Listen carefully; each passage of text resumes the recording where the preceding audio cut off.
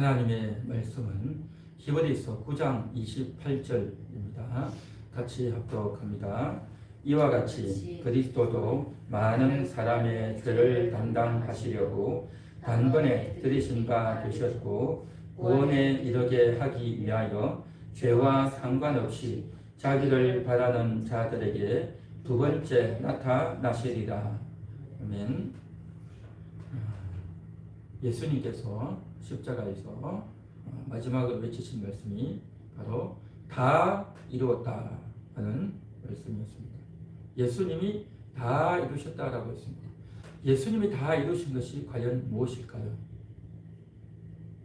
구약 성경의 예언을 다 이루신 거죠. 선지자의 예언을 다 이루시고 율법을 다 이루셨습니다. 자, 그런데 오늘날 많은 그리스도인들 중에 예수님이 다 이루신 것이 무엇이냐라고 할 때에 여기에서 많은 이야기와 주장들이 난무하고 있습니다. 그래서 이번에는 예수님이 다 이루신 것이 과연 무엇인가 하는 측면에서 좀 말씀을 살펴보기를 원하는데, 예수님이 이루신 것이라고 생각했는데 예수님이 이루신 것을 오해하고 있는 그러한 사람들이 많이 있습니다. 예수님이 이루신 것을 오해하고 어떻게 예수님에 대해서 생각하느냐 하면은 예수님을 혁명가다 그렇게 생각을 하고 있는 사람들이 있습니다. 혁명이 뭡니까? 혁명이라고 하는 것은 기존 질서에 대해서 반항하고 대항해서 그 기존 질서를 무너뜨리고 부정부패가 난무한 그러한 최고 권력자들, 그러한 질서들을 무너뜨리고 바르게 나라를 세우고 정의롭게 하기 위해서 예수님께서 이 땅에 오셨고 그래서 혁명을 하셨다라고 그러한 관점에서 성경을 보는 자들이 있다는 것입니다. 예수님께서 예루살렘 성에 들어오셨을 때에 호산나 다윗의 자손이로다 라고 하면서 이제 많은 사람들이 예수님을 향해서 박수를 치고 환호를 했다는 겁니다. 호산나, 그분은 바로 하나님의 아들이고 구원자다라는 겁니다. 그래서 예수가 구원자다라고 해서 박수를 쳤고 그렇게 해서 사람들이 환영을 했다라고 그렇게 말하고 있는 거죠. 그러면서 마태복음 21장에 보면 그렇게 호산나라고 그렇게 외치고 나서 예수님이 성전에 들어가서 제일 먼저 한 일이 뭐냐? 바로 성전을 숙정한 것입니다. 장사하는 자들, 또 이제 비둘기 파는 자들, 그리고 돈 바꾸는 자들을 뒤엎고 상을 얻고 장사하는 자들을 쫓아내고 부정과 부패가 만연한 그러한 자들을 뒤엎고 일수하는 일을 예수님이 하셨다는 겁니다. 기존 질서에 대해서 예수님께서 대항하고 그것들을 무너뜨리는 일을 했던 겁니다. 그때 당시 기존 질서를 했던 자들 바로 제사장들이었죠. 제사장들은 그냥 단순히 종교적인 업무만 하는 것이 아니라 정치적인, 외교적인, 그리고 로마의 총독과 관계가 되어 있으면서 이제 온갖 장사를 하고 자기들의 이권을 챙기고 부정과 비리를 저지르는 그러한 기득권자라는 겁니다. 그들을 뒤엎은 일이 예수님이 하신 일이다. 바로 예수님이 하신 일이 바로 뭐냐? 혁명가라는 겁니다. 그 혁명가로서 예수님이 이 땅에 오셨고 그 일을 하셨다라고 생각을 한다는 겁니다. 그래서 오늘날에도 바로 나라들이 잘못하고 있으면 최고 지도자들이, 왕들이, 대통령이, 정권들이 잘못하고 있으면 그들의 부정과 비리가 늘 만연하죠. 요즘도 역시 마찬가지로 부정과 비리가 만연하고 자신들의 이권을 챙기고 자기 자신의 잘 먹고 잘 살고 자기 권력을 유지하기 위해서 하층민들을 함부로 대하고 관심도 안 가지고 그들을 외면하는 그러한 행태들이 예수님 당시나 지금이나 여전히 만연하지 않습니까? 그렇기 때문에 예수님은 바로 혁명가이시다. 그 혁명가의 롤 모델이 예수님이시다. 라고 하면서 예수님을 그렇게 바라보고 기존 질서를 무너뜨려야 된다. 새로운 나라, 새로운 세상을 만들어야 된다. 라고 하는 그러한 관점으로 예수님을 이해하고 그러한 관점으로 나라를 새롭게 엎어야 된다. 라는 생각을 하고 주장을 하는 사람들이요. 많이 있습니다. 많이 있어요. 과연 그럴까 하는 겁니다. 과연 그럴까 하는 겁니다. 그래서 예수님은 혁명가다라고 생각하면서 성경을 바라보는 사람이 있고 또 하나의 측면은 이겁니다. 예수님은 휴머니스트다라고 하는 겁니다. 휴머니스트가 뭡니까? 인간미가 넘치는 가난한 사람들, 줄인 자들, 힘든 자들을 돌보아주고 위로해주는 그러한 일을 하는 자가 바로 휴머니즘인 거죠. 그래서 교회가 중세에 교황이 조건을 가지고 사람들을 억누르고 무지하게 만들고 교육도 안 시키고 자기들만 최고 종교 권력을 가지고 사람들을 함부로 대했다. 그러나 이제 중세가 무너지고 나서 이제는 르네상스가 오면서 인본주의, 휴머니즘이 생겼다. 그래서 사람들이 마음껏 성경을 읽을 수 있고 사람들이 마음껏 종교를 선택할 수 있고 사람들이 마음껏 자기 자유를 가지고 자기가 선택하면서 이제 신앙을 하든지 또 공부를 하든지 직업을 갖든지 돈을 벌든지 인생을 어떻게 살든지 자기가 마음껏 할 수 있었다. 그래서 그렇게 하면서 사람들을 이제 돌보아주고 불쌍한 사람들을 위로해주는 이것이야말로 진정한 인본주의고 휴머니즘이다 라고 생각을 한다는 겁니다. 그래서 예수님께서도 말씀하시기를 뭐라고 말씀하시냐면 가난한 자가 복이 있다. 지금 줄이는 자들이 복이 있다. 지금 목마른 자들이 복이 있다. 라고 예수님이 말씀하지 않았느냐 라고 하면서 예수님의 말씀을 가지고 예수님께서는 가난하고 힘들고 고통당하는 사람들과 함께 하셨고 그런 세리와 죄인들을 예수님이 찾아가 주셨고 저들의 위로자가 되어주셨고 저들과 한편이 되어주셨다. 이렇게 해주는 이것이야말로 예수님이 이 땅에 온정을 가지고 인정을 가지고 인간답게 사는 그러한 세상을 만들기 위해서 예수님이 오신 것이다 라고 하면서 예수님을 그런 관점에서 또 생각하는 겁니다. 그렇게 보면 또 다들 또 어느 정도 일리가 있는 측면도 있겠죠. 그런데 오늘 우리가 읽은 이 성경에서는 뭐라고 말씀하시냐면 이와 같이 그리스도도 많은 사람의 죄를 담당하시려고 단번에 들이신 바 되었다라는 겁니다. 예수님이 오신 것은 많은 사람의 죄를 담당하기 위해서 죄의 문제를 해결하기 위해서 오셨다라고 하는 대속의 문제 그 영혼을 구원하고 살리기 위해서 예수님이 오셨다고 하는 것이 성경에 훨씬 더 많은 부분에서 언급을 하고 있다는 것을 우리는 반드시 인식해야 될 줄 믿습니다. 예수님이 혁명가다. 그래서 기존 질서를 뒤엎고 그래서 이제 자기들이 권력을 차지하는 자들이 대표적인 자들이 누굽니까? 공산주의자들이죠. 그렇게 해서 권력을 차지하고 기존 질서를 뒤엎은 자들이 어떻게 되었습니까? 자기들이 권력을 차지하고 또 자기들이 이제 최고 권력자가 되어서 다른 사람들을 자기 밑에 두고 다른 사람들을 억누르고 그 과정에서 많은 사람들을 때리고 잡고 죽이고 감옥에 가두고 얼마나 그렇게 했습니까? 다른 기득권을 몰아내고 나서 자기들이 기득권이 되는 거죠. 그게 공산주의 아닙니까? 오늘날도 마찬가지죠. 자기들이 권력을 차지하기 위해서는 기득권자를 몰아내야 된다. 혁명을 해야 된다 해놓고 자기들이 막상 권력을 차지하고 나서는 자기들은 그럼 과연 잘하느냐?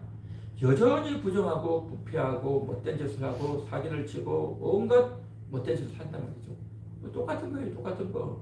그러니까 끊임없이 기득권을 청구해야 된다라는 말은 끊임없이 하는 겁니다. 정권이 바뀔 때마다 하고 늘 이제 그러한 주장들을 한단 말이죠. 그러면 이게 뭐냐 말이죠. 예수님이 과연 그것을 원하셨나? 과연 성경이 그것을 원하느냐?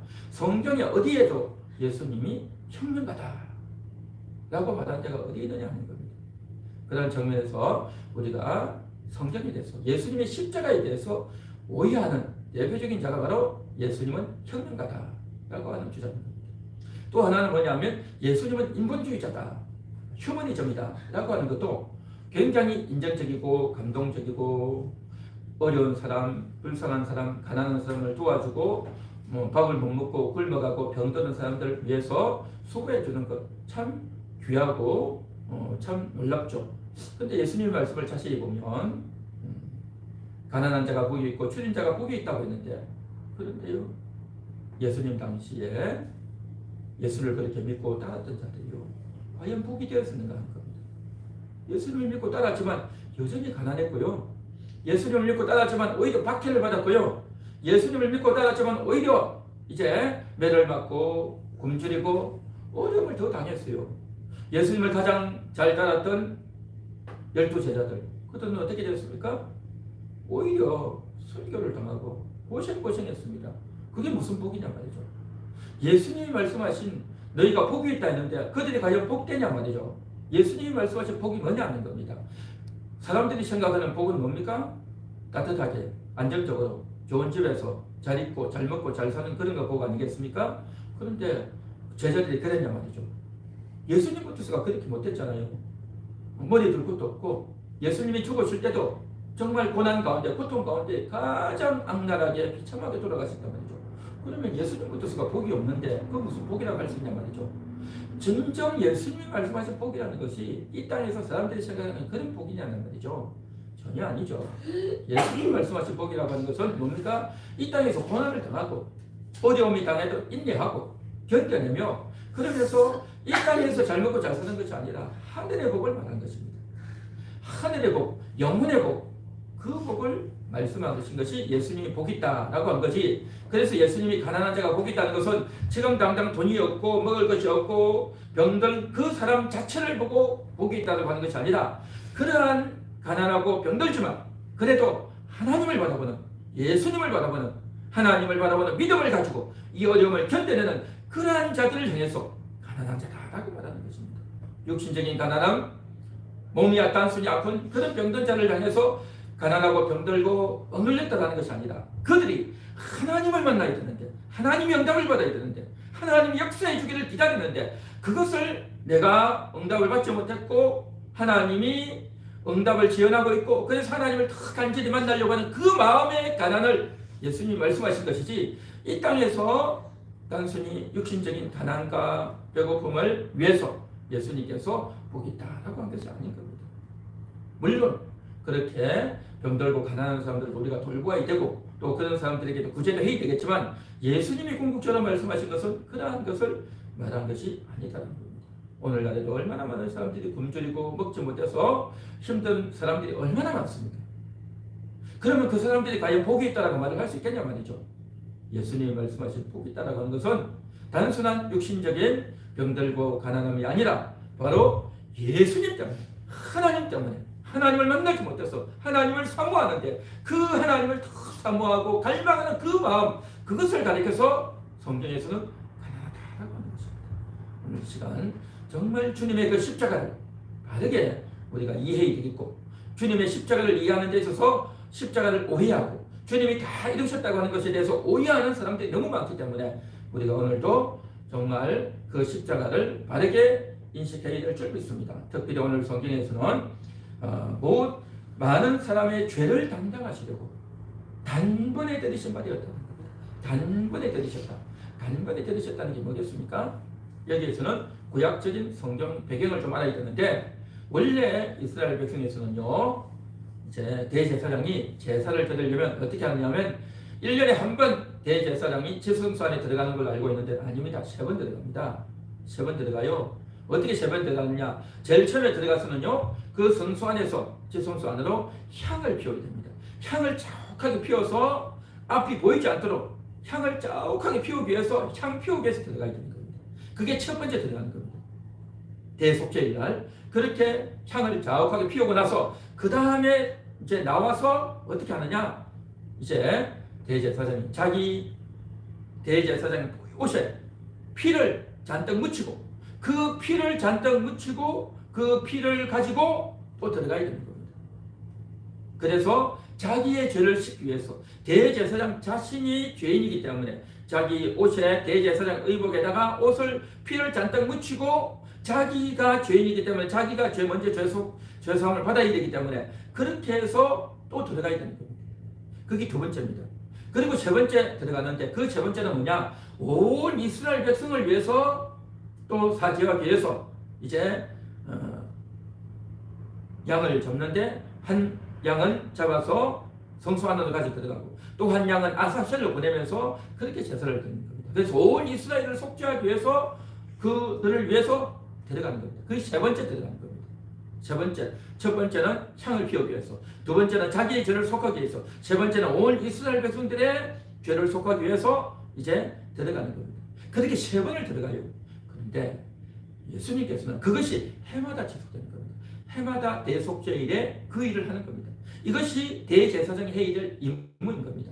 그걸 하지 않으면 대제사장은 죽임을 당하는 겁니다. 온전한 제사가 되지 못하고 하나님께 연락되지 못하는 제사가 된단 말이죠. 그러니까 이 대제사장은 그 일을 항상 해야 되는데, 그런데 예수님이 오셔가지고는 그렇게 했느냐? 아니라는 겁니다. 단번에 들으신 받아야 되는 겁니다. 그 세 번의 과정이 필요 없고 향을 피워오리고 자기의 죄를 씻기 위해서 그렇게 피를 바르고 가는 것이 아니라 예수님은 자기의 피로 단번에 가는 겁니다. 단번이 아니라 단 한 번 자기를 십자가에서 죽여서 하나님께 올렸다는 겁니다. 왜냐? 예수님은 죄가 없기 때문에. 대제사장은 죄가 있기 때문에 그 율법에 따라서 자기가 세 번을 그렇게 하나님께 나아가 이랬지만 예수님은 단 한 번, 단번에 들으신 바 되었다. 그래서 예수님은 죄 없지만 그렇게 해서 자신을 들여서 많은 사람의 죄를 담당하시려고 단번에 들으신 바 되었다. 구약의 대제사장들은요, 많은 사람의 죄를 담당하는 것이 아니라 자기 죄를 담당해야 되고, 또 하나님께서 율법에 그렇게 명했기 때문에 했지만 그것들은 많은 사람의 죄를 담당할 수가 없었어요. 담당될 수가 없었어요. 짐승의 피로는 사람들의 죄를 담당할 수가 없었죠. 그러나 예수님은 자기의 피로 많은 사람의 죄를 일순간에 단번에 담당하셨다는 겁니다. 그렇게 해서 예수님이 이제 속죄를 감당하셨다는 겁니다. 그러한 속죄를 예수님이 십자가에서 다 담당하시고 다 이루셨다 하시고 구원에 이르게 하기 위해서 죄와 상관없이 그렇게 예수님이 하셨다라고 분명히 이야기하고 있는 거죠. 그래서 사람들이 생각하는 무슨 혁명가니 무슨 휴머니스트니 하는 것은 다 사람들이 자기 입장을 옹호하기 위해서 예수님을 끌어다가 이제 그것을 자기들의 입장을 옹호하기 위해서 이용해 먹는 그런 것이고, 정말 성경을 제대로 읽고 바르게 알면 예수님은 우리를 위한 대속제물로 하나님과 우리를 화목하기 위해서 또한 단번에 자기의 피로 많은 사람의 죄를 속한 것, 이것이 제대로 된 십자가고 제대로 된 예수님이 된 예이고, 이 일을 예수님이 다 이루셨다는 것입니다.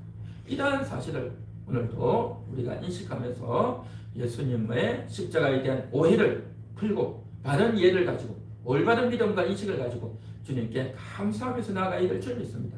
예수님이 다 이루신 것, 그것을 오늘도 우리가 인식하며 감사하면서 갈보리 십자가 위에서 흘리신 그 피를 오늘도 감사하며 찬양하며 기도하며 나아가야 될 줄 믿습니다.